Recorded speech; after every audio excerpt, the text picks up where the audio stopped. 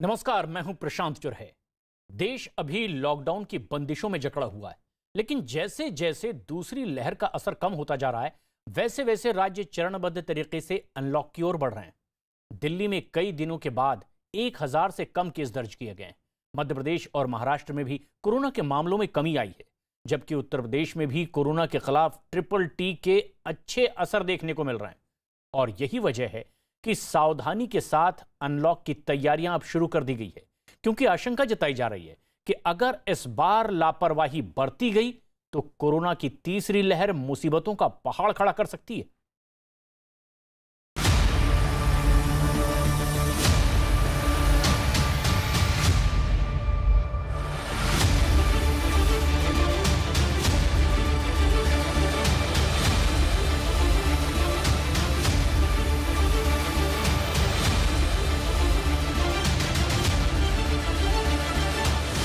Corona पर break के बाद अब अनलॉक की तैयारी। 31 मई से खुलेगी देश की राजधानी। अलग अलग चरणों में अनलॉक होगी दिल्ली। कोरोना की दूसरी लहर ने देश के तमाम राज्यों में जो तबाही मचाई, उसे हर किसी ने देखा है। अब जबकि देश में एक बार फिर कोरोना के मामले घटे हैं, तो लॉकडाउन की बेड़ियों में जकड़े राज्य अनलॉक की तैयारियों में जुट गए हैं। महामारी की बेहिसाब मार झेलने वाली देश की राजधानी दिल्ली भी अनलॉक के लिए तैयार है। कई दिनों के बाद ये पहली बार है जब दिल्ली में 1000 से कम केस दर्ज किए गए। यही वजह है कि सीएम अरविंद केजरीवाल अनलॉक की तैयारियों के बीच लगातार लोगों को कोरोना प्रोटोकॉल का पालन करने की हिदायत दे रहे हैं। धीरे धीरे आने वाले हफ्तों में जैसे जैसे केसेस कम होंगे, आज जो पिछले 24 घंटे में लगभग 900 केस आए हैं, पहली बार 1000 से कम केस हुए हैं। तो मैं उम्मीद करता हूं कि जैसे जैसे केस कम होंगे हम और अनलॉकिंग करेंगे। दिल्ली लॉक से अनलॉक की ओर बढ़ रही है, लिहाजा एनडीएमसी ने उन इलाकों में सैनिटाइजेशन का काम शुरू कर दिया है जिन इलाकों में लोगों को काम करने की इजाजत दी गई है। दिल्ली में सोमवार से अनलॉक की प्रक्रिया शुरू की जा रही है, जिसमें सबसे पहले कंस्ट्रक्शन के काम को छूट दी गई है और साथ ही फैक्ट्रीज खोलने की बात की गई है। ये आपको आनंद पर्वत इंडस्ट्रियल एरिया की तस्वीर दिखा रहे हैं, जहां पर सैनिटाइजेशन का काम हो रहा है। जयप्रकाश जी, जो कि नॉर्थ एमसीडी के मेयर हैं, वो यहाँ सैनिटाइजेशन करवा रहे हैं। किस लिए ये आप लोगों ने आज ये ड्राइव की है? देखिए, शहर जो लोग था वो अनलॉक हो रहा है, और सबसे पहले जिन लोगों को इसमें रियायत दी गई है उसमें फैक्ट्रीज हैं, उसमें कंस्ट्रक्शन साइट है। तो जब फैक्ट्री खुलेंगी तो फैक्ट्री एरिया सैनिटाइज होना चाहिए। तो रोड, वहाँ पे जो उनके गेट है, शटर है, जो वहाँ गाड़ियाँ खड़ी है, उन सबको सैनिटाइज करने का आज हमने अभियान शुरू किया है। और 2 दिन के अंदर जितने भी इंडस्ट्री एरिया हमारे क्षेत्र में आते हैं, सबको सैनिटाइज करने का हम कार्य करेंगे। दिल्ली में अनलॉक की तैयारियों ने उद्योग जगत के चेहरे पर भी मुस्कान ला दी है। दिल्ली सरकार ने आज 31 मई से दिल्ली को अनलॉक करने की प्रक्रिया शुरू की है, जिसका हम सब स्वागत करते हैं। लेकिन confederation of all India traders का दिल्ली के विभिन्न व्यापारिक संगठनों से बातचीत करने के बाद ये मानना है कि इस अनलॉक प्रक्रिया में दिल्ली के बाजारों को भी खोला जाना चाहिए था, क्योंकि जिन प्रवासी मजदूरों की बात श्री केजरीवाल कर रहे हैं, तो यहाँ पर यह बताना भी जरूरी होगा कि दिल्ली में लगभग 15 लाख व्यापारी 35 लाख से अधिक लोगों को रोजगार देते हैं, जो मूल रूप से प्रवासी लोग हैं। तो ऐसे प्रवासी लोगों की रोजी रोटी के विषय में भी चिंता करने की जरूरत थी। कोरोना का लगातार कहर झेलने के बाद मध्य प्रदेश में हालात अब कुछ काबू में हुए हैं। अलग अलग जगहों से सुकून देने वाली खबरें आ रही हैं। कई जिलों में तो कोरोना पीड़ितों की संख्या 10 से नीचे तक पहुंच चुकी है। यही वजह है कि सरकार अनलॉक के लिए अब एक खास रणनीति बना रही है। हमारे 23 जिले ऐसे हैं जहां 10 से कम पॉजिटिव केस आए हैं। कटनी, आगरमालवा, बुरहानपुर, खंडवा, इनमें तो एक एक ही केस आया है। टीकमगढ़ और सिंगरौली में 2 आए हैं। तेजी से प्रदेश में स्थिति सुधर रही। जो हमारे जिले की, ब्लॉक की, ग्राम पंचायतों की और वार्ड की है, उनसे भी चर्चा करूंगा, ताकि गाइडलाइन के हिसाब से वो अपने गांव को, वार्ड को, शहर को, जिले को, ब्लॉक को कोरोना कर्फ्यू से मुक्त करने के लिए कौन कौन से कदम उठाना है, कैसे धीरे धीरे अनलॉक करना है, उसके बारे में फैसला लें। फैसला उन्हीं को लेना है, मैं उनसे सीधे आज चर्चा करूं। मध्य प्रदेश में 1 जून से अनलॉक की प्रक्रिया शुरू की जा रही है। दावा किया जा रहा है कि चरणबद्ध तरीके से राज्य को अनलॉक किया जाएगा। सर, किस तरह से प्लान कर रहे हैं? देखिए, सीधी बात है कि यदि अब विड्रॉ करना है कोरोना कर्फ्यू को, तो हमें ये सुनिश्चित करना होगा कि हम अब इस संक्रमण की चेन को बढ़ने ना दें। और लगातार पॉजिटिविटी तो हमने कम की है, जितना जनता ने आत्मानुशासन दिखाया है, पर हम सबको प्रयास करना पड़ेगा। आपका चैनल भी तो बहुत अच्छा कैंपेन चला रहा है कि कायदे में रहोगे तो फायदे में रहोगे। तो निश्चित रूप से कायदे में रहने का मतलब यही है कि हम कोरोना एप्रोप्रिएट बिहेवियर को अपनाएं, मास्क लगाएं, सोशल डिस्टेंसिंग का पालन करें, अनावश्यक रूप से भीड़ इकट्ठी ना करें। अरे हम अपने को प्यार करें ना करें, पर अपने परिवार को तो प्यार करें ही, और अपने परिवार को प्यार करना है तो अपने को सुरक्षित रखना पड़ेगा। हम सुरक्षित रहेंगे, परिवार सुरक्षित रहेगा, तभी हमारा भविष्य सुरक्षित रहेगा। क्या खुलने की सरकार की अभी प्रायोरिटी है कि पहले इन चीज़ों को खोला जाएगा? देखिए, अलग अलग चरणबद्ध तरीके से खुलना, उस पर हम लोग बातचीत कर रहे हैं। पर सीधा है कि रोज़मर्रा की ज़िंदगी में जो काम आने वाली वस्तुएं हैं वो पहले खुलें, जिनका इकोनॉमिक जो हमें इफेक्ट पड़ता है वो पहले खुलें। पर यदि केवल और केवल खोलने के लिए खुल जाए और संक्रमण बढ़ जाए तो वैसा ना हो, इसलिए चरणबद्ध तरीके से, एक साइंटिफिक तरीके से उस पर विचार विमर्श करके ही हम ओपनिंग करेंगे। दरअसल कोरोना के खिलाफ सरकार के अभियान और सख्ती का ही नतीजा है कि आंकड़ों में लगातार कमी आ रही है। बीते 24 घंटों में मध्य प्रदेश में कोरोना के 1854 मामले दर्ज किए गए, जबकि बीते 24 घंटे में कोरोना से ठीक होने वाले मरीजों की संख्या 5796 है। राज्य में पॉजिटिविटी रेट करीब 2.5% है, जबकि राज्य में अभी भी कोरोना के 34,322 एक्टिव केस हैं। कोरोना के मामले को शून्य तक पहुंचाने के लिए राज्य सरकार लगातार होम आइसोलेशन वाले मरीजों से भी संपर्क कर रही है। इसी कड़ी में भोपाल में शिक्षा एवं चिकित्सा मंत्री विश्वास सारंग अपनी टीम के साथ साइकिल पर मरीजों से मुलाकात करने निकल पड़े। इस दौरान उन्होंने न सिर्फ कोरोना पीड़ितों से बात की, बल्कि लोगों को ये भी समझाने की कोशिश की कि जब तक दूसरी रिपोर्ट नेगेटिव ना आ जाए, तब तक किसी भी कीमत पर घर से बाहर न निकलें। जो होम आइसोलेशन के हमारे पेशेंट को जो आइडेंटिफाई करना और उनको होम आइसोलेशन में रहते हुए फिजिकल वेरीफाई करना, उस मुहिम के तहत एक होम आइसोलेटेड पेशेंट से हम मिल रहे हैं और ये सुनिश्चित कर रहे हैं कि वो सुपर स्प्रेडर ना बने। उनकी स्वास्थ्य की भी जानकारी ले रहे हैं और उसके साथ साथ उनसे अनुरोध कर रहे हैं कि वो घर से बाहर ना निकलें। उसके साथ ही रास्ते में यदि कोई बिना मास्क का है, यदि भीड़ इकट्ठी हो रही, तो उसको भी एजुकेट कर रहे हैं। अब 1 जून से यदि भोपाल को अनलॉक करना है तो हमें तेजी से तैयारी करनी है। उधर महाराष्ट्र सरकार भी अनलॉक के लिए एक खास रणनीति पर काम कर रही है। एसेंशियल में जैसे आ गया कि भाई सब्जी मार्केट है, अब हम कोशिश ये कर रहे हैं, हमने ये बोल रखा है महानगर पालिका की जितनी बड़ी सोसाइटीज़ है, वो जो होलसेलर हैं उनसे टाई अप करो कि उनकी सोसाइटी तक का वो माल ले जा सके। उसके अलावा दूध की दुकानें हो गई, यहाँ जहाँ से हम फूड ग्रेन्स लेते हैं, जैसे डी मार्ट हो गया, जैसे बड़ी बड़ी जो दुकानें हैं, उनके टाइम हम किस तरीके से और बढ़ा सकें, ताकि किसी को घर का सामान लेना है, खाने का सामान लेना है, तो उसको हम किस तरीके से रिलैक्सेशन दे सकते हैं। होटल्स के बारे में जो है लोगों की, हमने 2-4 एसोसिएशन के साथ मीटिंग की। कुछ लोगों का कहना है कि भाई आपने जो पार्सल सिस्टम दिया है उसको और रात तक का करना चाहिए, और कुछ लोगों का कहना है कि चालू करना चाहिए, कुछ लोगों का कहना है कि बंद भी रहेगा तो चलेगा। तो होटल को भी अगर शुरू करना है तो कितने नंबर्स पे करना है, ये सारी चर्चा उनसे चल रही है।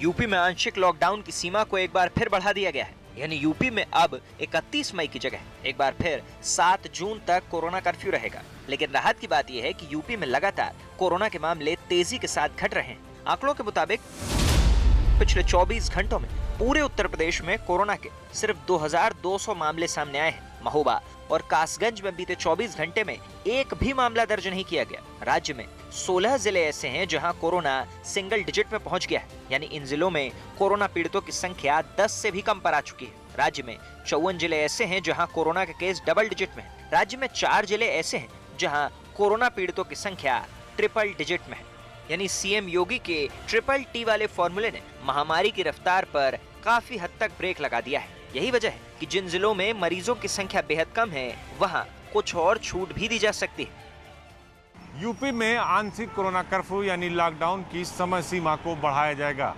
अब 31 मई के स्थान पर यह समय सीमा 7 जून सुबह 7 बजे तक होगी। मुख्यमंत्री योगी आदित्यनाथ लगातार अपने आवास पर टीम 9 की मीटिंग करते हैं, बात करते हैं। हालांकि उत्तर प्रदेश में आज सबसे कम केसेज आए हैं। उत्तर प्रदेश के जो पूरे केसेज हैं, अगर पूरे केसेज को मिला दिया जाए तो पूरी संख्या 2200 है। यानी योगी सरकार का जो ट्रिपल फार्मूला है वो पूरी तरह सक्सेस होता दिखाई दे रहा है। महोबा और कासगंज 2 जनपद ऐसे हैं जहां एक भी केसेज नहीं है। 16 जिले हैं जहां सिंगल डिजिट, इसके अलावा 53 से 54 जिले हैं जहां डबल डिजिट में केसेस हैं। इसीलिए सरकार आंशिक कोरोना कर्फ्यू की जो समय सीमा है वो बढ़ाएगी। ये जरूर कहा जा रहा है कि जो जिले जहां केसेज कम है, जैसे महोबा, कासगंज या और जिले हैं जहां सिंगल डिजिट में केसेज हैं, कुछ छूट दी जा सकती है। यानी कंस्ट्रक्शन वर्क में छूट दी जा सकती है, थोड़ी सी छूट और दी जा सकती है। जो सरकारी और गैर सरकारी विभाग है उनमें उनको थोड़ा सा खोला जा सकता है, गारमेंट्स या दुकानें खोली जा सकती है। अब क्योंकि ये विषय मुख्यमंत्री के टीम 9 की बैठक में होती है तो इसमें कुछ ये बातें आ रही हैं कि इसमें कुछ खोलने के समय आ रहा है, क्योंकि हमारे यहाँ संख्या काफ़ी कम हो चुकी है, पॉजिटिव केसेस काफ़ी कम आ रहे हैं, तो शायद इसमें कुछ आंशिक कोरोना कर्फ्यू में कुछ ढिलाई भी हो सकता है और ढिलाई करके कुछ खोला जाएंगे। हिमाचल प्रदेश में भी अनलॉक की प्रक्रिया शुरू कर दी गई है। यहाँ 31 मई से कोरोना कर्फ्यू में ढील की शुरुआत हो जाएगी। राज्य में 30% स्टाफ के साथ सरकारी दफ्तरों को खोलने की इजाजत दी गई। शनिवार और रविवार को दफ्तर बंद रखने का ऐलान किया गया है। दुकानें सुबह 9 बजे से दोपहर 2 बजे तक खुली रहेंगी। इसके अलावा 5 जून तक सभी शिक्षण संस्थान बंद रहेंगे। 31 तारीख के बाद जो रिलैक्सेशन का जो दौर हमारा जो है वो शुरू होगा दुकानों के लिए, और उसमें 5 घंटे की रिलैक्सेशन उसमें उपलब्ध की जाएगी। एक तो निर्णय ये किया। दूसरा, जो स्कूल कॉलेजेस वगैरह उसके बारे में हमने कहा कि 5 तक हमने कैबिनेट रखी है और 5 तारीख को हम उन सारे विषयों को लेकर के विचार करेंगे। उस पर हमने ये निर्णय लिया। देश अनलॉक की ओर तभी बढ़ रहा है जब कोरोना के नियमों का सख्ती से पालन किया गया है और देश में वैक्सीनेशन की रफ्तार लगातार जोर पकड़ रही है। यही वजह है कि लोगों के लिए समझना बेहद जरूरी है कि महामारी के खिलाफ संयम और समझदारी के जिस मंत्र को अपनाया गया है उसका पालन तब तक करना जरूरी है जब तक कोरोना पर पूरी तरह से नकेल नहीं कसी जाती, क्योंकि एक बार की लापरवाही का परिणाम पूरा देश दूसरी लहर के रूप में भुगत चुका है।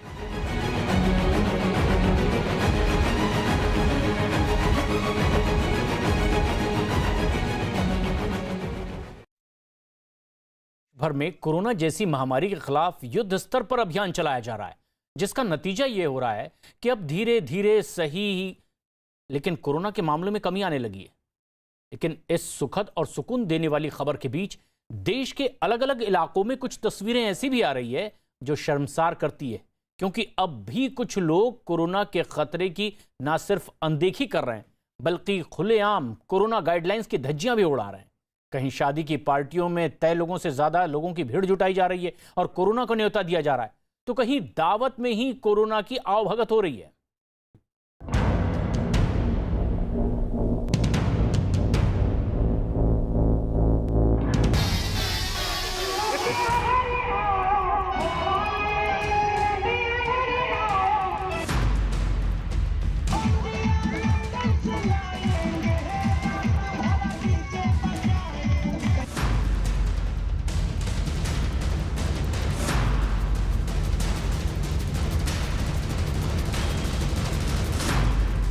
खुलेआम कोरोना को दावत।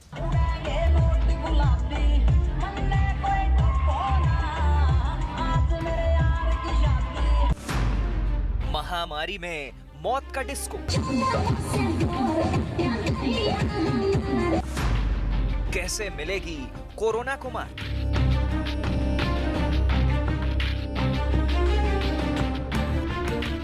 देश महामारी के चंगुल से निकलना चाहता है। सरकार लोगों को महामारी के जंजाल से निकालना चाहती है। बहुत से लोगों ने कोरोना गाइडलाइन को अपनी रोजाना की जिंदगी में उतार लिया है, लेकिन सवाल तब उठता है जब देश के अलग अलग इलाकों से कुछ ऐसी तस्वीरें सामने आती हैं। इस वक्त टीवी स्क्रीन पर जिन 3 तस्वीरों को आप देख रहे हैं वो भले ही जश्न की तस्दीक कर रही हैं, लेकिन ये ऐसा जश्न है जहां महामारी को खुलेआम न्योता दिया जा रहा है। ये ऐसी तस्वीरें हैं जहां वायरस का स्वागत हो रहा है। ये ऐसी तस्वीरें हैं जहां कोरोना के खिलाफ चल रहे अभियान को पलीता लगाया जा रहा है। और आइए अब आपको सिलसिलेवार समझाते हैं उस एक एक तस्वीर की कहानी जो कोरोना काल में शर्मसार करती है।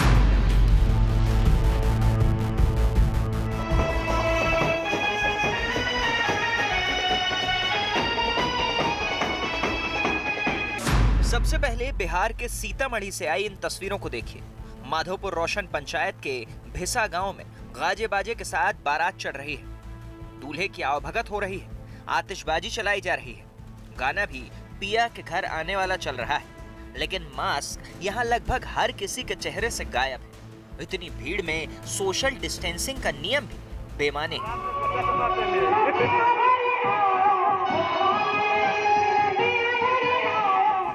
अब जरा बारात घर के अंदर का हाल भी देख लीजिए। कोरोना काल की मुश्किलों के बीच शादी में बेहिसाब पैसा खर्च किया गया है। बार बालाओं को भी डांस के लिए बुलाया गया है। डीजे की भी बारात में पूरी व्यवस्था है। लोगों की भीड़ ऐसी है कि गिन पाना तक मुश्किल है कि बारात में कितने लोग पहुंचे हैं। ये हाल तब है जब लोगों को साफ हिदायत है कि कोरोना काल में मेहमानों की संख्या सीमित होनी चाहिए। हर किसी के चेहरे पर मास्क होना चाहिए, सोशल डिस्टेंसिंग का पालन होना चाहिए। लेकिन यहाँ कहानी पूरी तरह उल्टी है। जश्न में लोग ऐसे डूबे हैं कि कोरोना का ख्याल तक गायब है।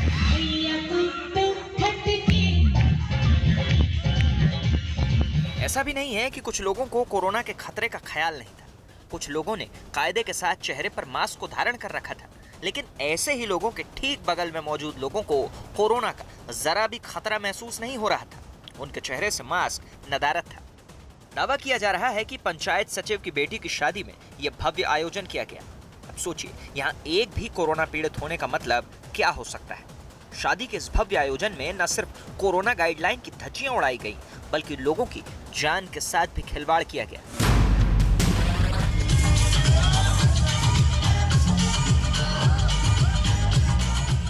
अब जरा गुजरात के वडोदरा से आई ये तस्वीरें भी देख लीजिए। शादी के मौके पर आयोजित पार्टी का ये वीडियो अपने आप में कई सवाल खड़े कर रहा है।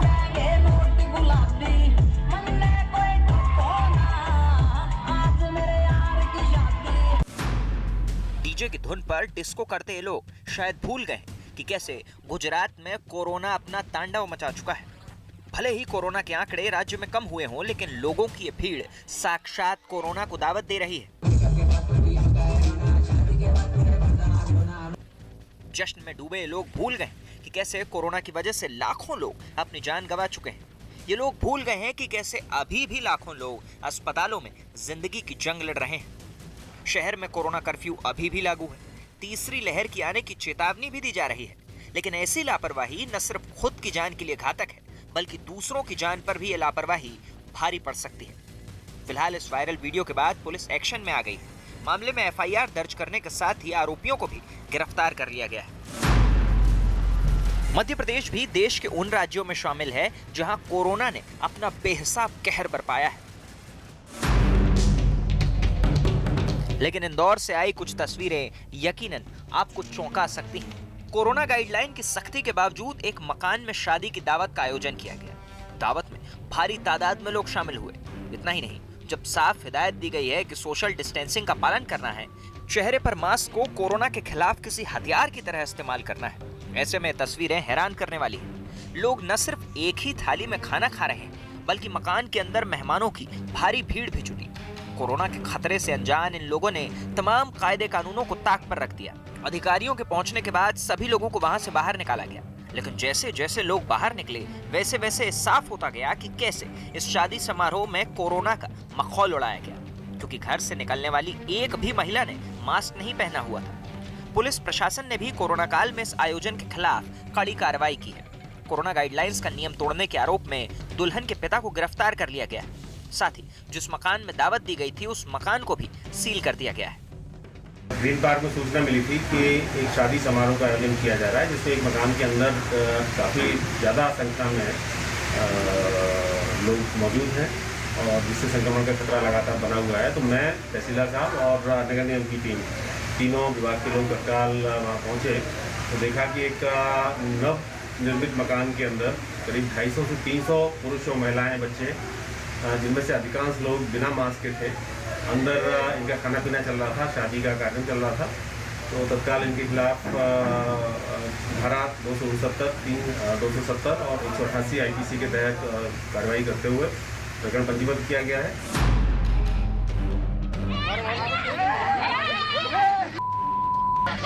मध्य प्रदेश के बालाघाट से आई इन तस्वीरों को भी देख लीजिए। यहाँ एक थानेदार को कोरोना गाइडलाइन का पालन करवाना इतना भारी पड़ गया कि उसे अपनी जान बचाकर वहाँ से भागना पड़ा। दावा किया जा रहा है कि नक्सल प्रभावित रूपझर के थाना प्रभारी राजू बघेल उन दुकानों को बंद कराने पहुंचे थे जो दुकानें तय वक्त के बाद भी खुली थी। सिविल ड्रेस में अपनी टीम के साथ जैसे ही थाना प्रभारी राजू बघेल पहुंचे, लोगों ने उनकी पिटाई शुरू कर दी। बताया जा रहा है कि दुकानों को बंद कराते वक्त थाना प्रभारी ने एक नाबालिग को गाली दे दी थी, जिसके बाद स्थानीय दुकानदारों का गुस्सा 7वें आसमान पर जा पहुंचा और लोगों ने उन्हें पीटना शुरू कर दिया, जिसके चलते थाना प्रभारी को अपनी टीम के साथ मौके से भागना पड़ा। हालांकि राजू बघेल खुद पर लगे आरोपों को खारिज कर रहे हैं। अरे क्रिकेट खेलने आते, एक्सरसाइज अच्छी हो रही तुम्हारी। मेंढक दौड़ की ये तस्वीरें हैं मध्य प्रदेश के छतरपुर जिले की। मेंढक दौड़ में शामिल इन सभी लोगों पर आरोप है कि कोरोना कर्फ्यू के बावजूद ये लोग बाबूराम चतुर्वेदी स्टेडियम में क्रिकेट खेलने पहुंचे थे। जैसे ही सिविल लाइन थाने को इसकी सूचना मिली, पुलिस ने मौके पर पहुंचकर इन क्रिकेट प्रेमियों को धर दबोचा और इनसे खुलेआम मेंढक दौड़ लगवा दी। हालांकि बाद में इन्हें घर में रहने की सख्त हिदायत के बाद छोड़ दिया गया। क्रिकेट खेलने आए थे, क्रिकेट तो खेलो, वही तो है एक्सरसाइज। क्या आपको यकीन होगा कि ये लोग वैक्सीनेशन की लाइन में खड़े हैं? लेकिन सच यही है, सोशल डिस्टेंसिंग की धज्जियां उड़ाती है भीड़ गुना वैक्सीनेशन सेंटर पर पहुंची है। किसी को रजिस्ट्रेशन कराना है तो किसी को खुद वैक्सीन लगवानी है। लेकिन इस दौरान कोरोना के नियम और कानूनों का जमकर मखौल उड़ाया गया। अब सोचिए, अगर कोरोना के खिलाफ चल रहे इस महायुद्ध में ऐसा ही लापरवाह रवैया अपनाया गया तो देश में महामारी की रफ्तार क्या होगी। इसलिए जरूरी यही है कि सोशल डिस्टेंसिंग के नियमों का उल्लंघन न करें और न ही कहीं पर मास्क की अनदेखी, क्योंकि कोरोना से बचने का एकमात्र हथियार यही है।